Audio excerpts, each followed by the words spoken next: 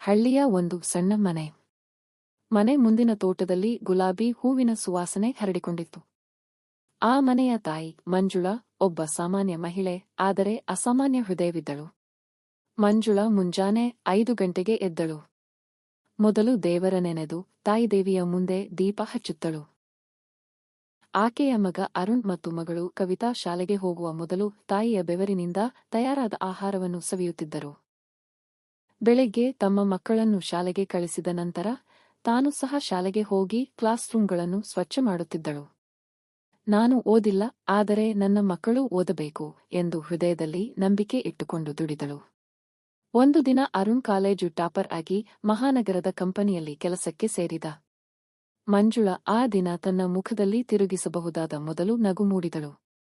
ಈ ನಗು ನನ್ನ ಹೆಮ್ಮೆ ಎಂದು ಕವಿತಾ ತನ್ನ ಸ್ನೇಹಿತೆಯರಿಗೆ ಹೇಳಿದಳು. ಕಾಲ ಬದಲಾಯಿತಾದರೂ ತಾಯಿಯ ಪ್ರೀತಿ ಮಾತ್ರ ಬದಲಾಗಲಿಲ್ಲ.